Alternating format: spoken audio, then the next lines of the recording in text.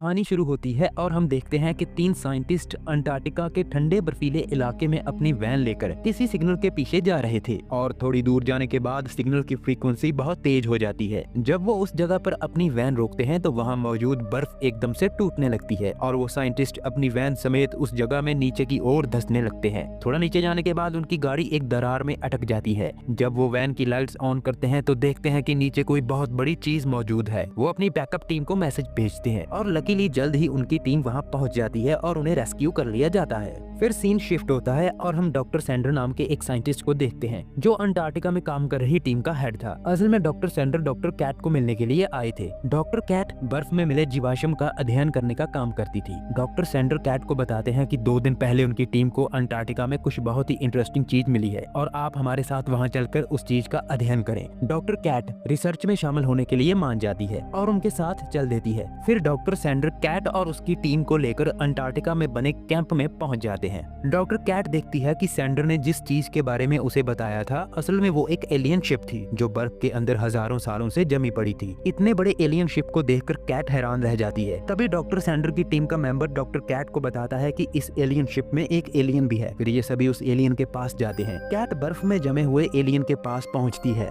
तो देखती है कि वो बहुत ही भयानक सा दिखने वाला एक एलियन क्रीचर था। वो अंदाजा लगाती है कि अर्थ पर क्रैश होने के बाद जब ये एलियन अपनी शिप से बाहर आया होगा तो ज्यादा ठंड होने की वजह से वहीं पर मर गया और बर्फ में जम गया होगा। डॉक्टर सैंडर डॉक्टर कैट से पूछते हैं कि उन्हें किस तरीके से इस क्रीचर को बर्फ में से बाहर निकालना चाहिए। तो कैट कहती है कि हमें बर्फ काटकर पूरा टुकड़ा ही रिसर्च सेंटर में लेकर जाना चाहिए ताकि हम इस क्रीचर पर रिसर्च कर सकें और इसके बारे में और जानकारी निकाल सकें। फिर ये लोग उस क्रीचर को बर्फ सहित एक आकार में काटकर कैंप में ले जाते हैं। तभी वहाँ डॉक्टर सैंडर आते हैं और कैट को कहते हैं कि मुझे सबसे पहले इस एलियन की बॉडी का एक टिश्यू सैंपल चाहिए क्योंकि मैं अपने तरीके से इस एलियन पर रिसर्च करना चाहता हूँ। कैट कहती है कि ठीक है, लेकिन हमें ये काम थोड़ा ध्यान से करना होगा क्योंकि ये एलियन हमारे लिए खतरनाक भी हो सकता है। लेकिन डॉक्टर सैंडर उसकी बात को नहीं मानते और एक ड्रिलिंग मशीन से उस एलियन की बॉडी का टिश्यू निकाल लेते हैं। अब वहाँ पर मौजूद सभी साइंटिस्ट एक अनोखी चीज मिलने की खुशी में जश्न मनाते हैं। तभी हमें दिखाया जाता है कि उस एलियन पर जमी हुई बर्फ पिघल रही है। फिर हम देखते हैं कि डेरिक नाम का एक टीम मेंबर वॉशरूम जाने के लिए पार्टी रूम से बाहर आता है। बाहर आते ही उसे उस रूम से अजीब सी आवाज सुनाई देती है जहाँ पर उस एलियन को रखा गया था। अब डेरिक एलियन को करीब से चेक करने के बाद जैसे ही वापस आने लगता है तभी उस एलियन क्रीचर के भीतर बनी बर्फ की सिल्ली एकदम से टूट जाती है और वो एलियन क्रीचर उस रूम की छत को फाड़ कर वहाँ से बाहर निकल आता है। ये देखकर डेरिक जल्दी से अपने बाकी सभी टीम मेंबर्स के पास पहुँचता है और उन सबको इस बारे में बता देता है। जब बाकी सब उस रूम में जाते हैं तो देखकर हैरान हो जाते हैं कि उस एलियन ने इतनी मोटी बर्फ को कैसे तोड़ दिया। फिर ये सभी ग्रुप्स बनाकर कैंप के अंदर और बाहर उस एलियन को ढूंढना शुरू कर देते हैं। उनमें से एक ग्रुप देखता है कि उस एलियन ने वहाँ मौजूद उनके कुत्तों पर हमला कर दिया है। जब वो पास जाकर चेक करते हैं तो उन्हें वहाँ पर वो एलियन दिखाई देता है जो कि दिखने में बहुत ही खतरनाक और क्रीपी था। इससे पहले कि वो दोनों साइंटिस्ट बाकी साथियों को वहाँ पर बुलाते,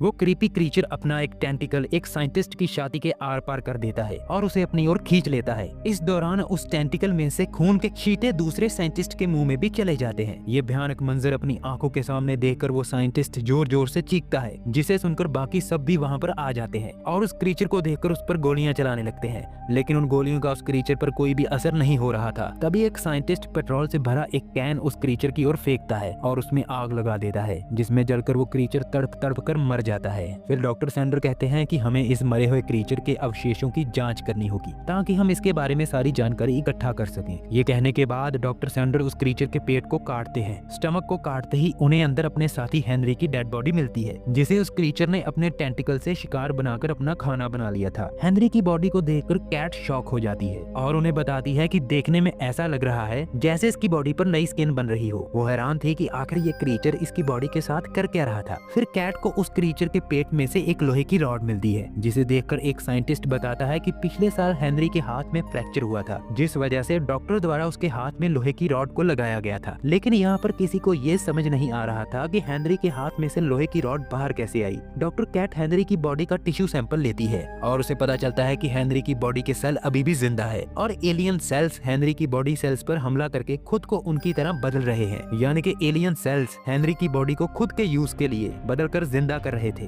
फिर सीन दूसरे साइंटिस्ट की ओर शिफ्ट होता है जिसके ऊपर खून के छींटे पड़े थे। उसकी तबीयत धीरे धीरे बिगड़ रही थी, जिस कारण उसे 3 लोगों के साथ हेलीकॉप्टर के जरिए हॉस्पिटल भेज दिया जाता है। कैट उसे जाते हुए देखती है और फिर वॉशरूम यूज करने के लिए चली जाती है। वॉशरूम में उसे खून से सने हुए मेटल के कुछ टुकड़े मिलते हैं जो मेटल दांत में लगाया जाता है और वॉशरूम में वो बहुत सारा खून भी देखती है। यहाँ पर कैट समझ जाती है कि वो एलियन क्रीचर मेटल से दूरी बनाकर रखता है, मतलब कि अगर वो किसी की बॉडी को खुद के लिए यूज करता है तो वो उसकी पूरी बॉडी पर कब्जा कर लेता है, लेकिन वो उस बॉडी में लगे मेटल पार्ट्स को अंदर नहीं रख सकता। अभी वो 4 लोग वॉशरूम यूज करके गए थे जो हेलीकॉप्टर में बैठकर वहाँ से जा रहे हैं। अब उन चारों में से किसकी बॉडी पर क्रीचर का कब्जा है ये पता लगाना बहुत मुश्किल था, लेकिन वो जो कोई भी है बाकी 3 साथियों के लिए बहुत बड़ा खतरा है। ये सोचते ही कैट भागकर वहाँ से बाहर जाती है और हेलीकॉप्टर पायलट को इशारा करती है ताकि वो हेलीकॉप्टर नीचे ला सके। पायलट भी कैट को देख लेता है और उसका इशारा समझकर हेलीकॉप्टर को नीचे उतारने लगता है, लेकिन वही होता है जिसका कैट को डर था। हेलीकॉप्टर में बैठे एक साइंटिस्ट की बॉडी में से वो क्रीचर अपने असली रूप में आने लगता है। वो साइंटिस्ट की सारी बॉडी को फाड़ कर बाहर आ जाता है और सामने बैठे दूसरे साइंटिस्ट पर हमला कर देता है। इस दौरान हेलीकॉप्टर का बैलेंस बिगड़ जाता है और वो कैट की आंखों के सामने ही उनसे दूर जाकर क्रैश हो जाता है। ये सब देखकर कैट को बहुत दुख होता है। अब कैट वॉशरूम में सैंपल कलेक्ट करने के लिए वापस जाती है, लेकिन वो देखती है कि वॉशरूम में जितने भी खून के धब्बे थे उन्हें किसी ने साफ कर दिया था। ये देखकर कैट समझ जाती है कि उनमें से कोई और भी है जिस पर क्रीचर सेल्स ने कब्जा किया हुआ है और वो नहीं चाहता कि किसी और को उनके बारे में पता चले। अब कैट बिना वक्त गवाए ये सारी बात अपने बाकी टीम मेंबर्स को बताती है कि उनमें से कोई है जो अब क्रीचर बन चुका है। वो एलियन क्रीचर हम में से किसी का भी रूप ले सकता है, लेकिन एक और खास बात यह है कि वो हमारी पूरी बॉडी की नकल कर सकता है, लेकिन बॉडी में लगे मेटल की नकल नहीं कर सकता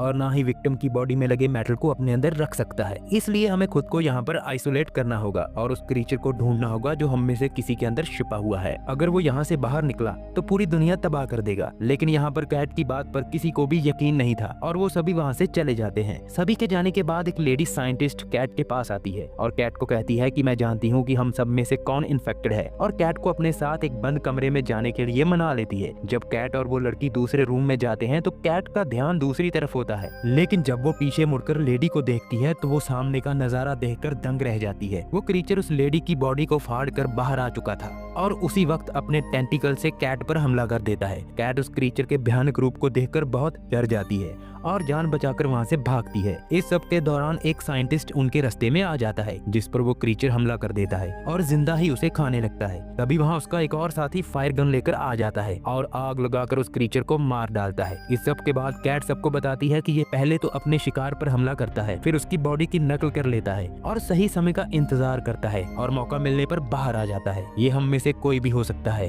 कैट की ये सारी बातें सुनकर सभी ग्रुप मेंबर्स वहाँ से जल्दी निकलने के बारे में सोचते हैं, लेकिन फिर कैट कहती है कि असल में वो क्रीचर यही चाहता है कि हम जल्दी यहाँ से निकलें ताकि जो हमारे साथ वो भी यहाँ से निकल जाए और यहाँ से आजाद होकर पूरी दुनिया में तबाही मचा सके। इसलिए मेरे पास एक आइडिया है, हम सबको अपने ब्लड सैंपल्स कलेक्ट करने होंगे ताकि जो पता लगाया जा सके कि हम में से कौन इन्फेक्टेड है, और अगर हम में से कोई भी इन्फेक्टेड होगा तो हम उसे ठीक होने तक आइसोलेट करके रखेंगे। फिर ये देखते हैं कि बर्फीली हवाओं में से 2 लोग उनकी तरफ आ रहे हैं। ये 2 लोग कोई और नहीं बल्कि उसी हेलीकॉप्टर में से बच के आए थे जो क्रैश हो गया था। कैट उन दोनों के साथ साथ बाकी सबका भी ब्लड सैंपल ले लेती है। रिपोर्ट आने तक उन दोनों को बाकी सभी से अलग रखा जाता है। जिस जगह पर सबके ब्लड सैंपल्स रखे गए थे वहाँ अचानक से आग लग जाती है जिससे सभी ब्लड सैंपल खत्म हो जाते हैं। असल में इन सब में से कोई था जो इन्फेक्टेड था और वो नहीं चाहता था कि किसी को भी उसके बारे में पता चले। लेकिन तभी कैट सभी को इकट्ठा करके कहती है कि मेरे पास एक और रास्ता है जिससे इन्फेक्टेड पर्सन का पता लगाया जा सकता है। कैट एक टॉर्च लेकर सभी के मुंह को चेक करना शुरू कर देती है। एक्चुअली कैट ये चेक कर रही थी कि किसके मुंह में मेटल फिलिंग मौजूद है। वो जानती थी कि अगर किसी के मुंह में मेटल फिलिंग मौजूद है तो वो अभी तक इन्फेक्टेड नहीं हुआ, और अगर क्रीचर ने इनमें से किसी की बॉडी पर भी कब्जा किया होगा तो उसकी बॉडी में मौजूद मेटल को बाहर निकाल दिया होगा। सभी को चेक करने के बाद पता चलता है कि वहाँ मौजूद 4 लोगों के मुंह में मेटल नहीं है, मतलब कि इन चारों में से कोई भी इन्फेक्टेड हो सकता है। अब कैट कहती है कि उन 2 साइंटिस्ट को भी लेकर आया जाए जो हेलीकॉप्टर क्रैश से बचकर आए थे। कैट के कहने पर 2 साइंटिस्ट उनको आइसोलेट किए गए कमरे में से लेने के लिए चले जाते हैं, लेकिन वहाँ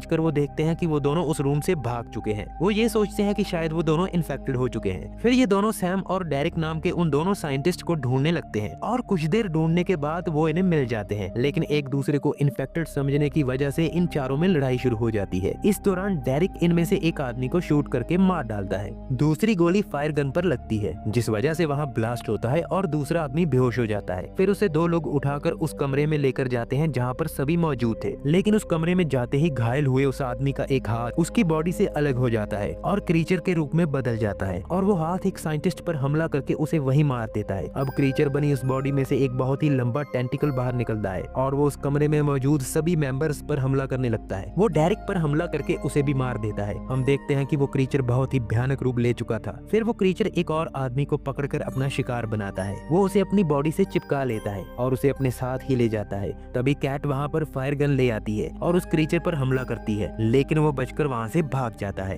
कैट उन लोगों को जलाती है जिन्हें क्रीचर ने हमला करके इन्फेक्टेड कर दिया था। डॉक्टर सैंडर भी उस क्रीचर को देखकर बहुत डर जाता है और एक कमरे में जाकर छिप जाता है, लेकिन वो क्रीचर उस कमरे में आ जाता है और सैंडर पर हमला कर देता है। अब यहाँ पर सिर्फ दो ही लोग जिंदा बचे थे, कैट और सैम। ये दोनों उस क्रीचर को हर तरफ ढूंढना शुरू कर देते हैं, क्योंकि ये जानते थे कि अगर इन्हें जिंदा बाहर निकलना है तो जल्द से जल्द उस क्रीचर को ढूंढकर खत्म करना होगा। फाइनली वो क्रीचर इनके सामने आ ही जाता है। कैट फायर गन से आग जलाकर उस क्रीचर को मार डालती है। तभी उनकी नजर डॉक्टर सैंडर पर जाती है, जो कि इन्फेक्टेड हो चुका था और वो एक गाड़ी लेकर वहाँ से भागने की कोशिश कर रहा था। ये देखकर कैट सैम से कहती है कि हमें उसे यहाँ से बाहर निकलने से रोकना होगा। सैम कहता है कि वो थोड़ा आगे जाते ही ठंड की वजह से बर्फ में जमकर मर जाएगा, जिसे सुनकर कैट कहती है कि नहीं, हमें उसके पीछे जाकर उसे खत्म करना होगा, क्योंकि हम रिस्क नहीं ले सकते। अगर ये जिंदा यहाँ से निकल गया तो हर तरफ भयानक क्रीचर फैल जाएंगे और पूरी मानव जाति का अंत हो जाएगा। डॉक्टर सैंडर उसी एलियन शिप में जाता है जो उन्हें बर्फ के अंदर मिला था। कैट और सैम भी उसका पीछा करते हुए एलियन शिप में पहुंच जाते हैं। वहाँ जाते ही ये देखते हैं कि डॉक्टर अब एक बहुत ही भयानक एलियन क्रीचर में बदल चुका था। वो क्रीचर कैट और सैम को मारने के लिए लगातार हमला कर रहा था, लेकिन ये दोनों अपने साथ एक बॉम्ब लेकर आए थे, जिसे कैट मौका मिलते ही एक्टिवेट करती है और उस क्रीचर के मुंह में फेंक देती है।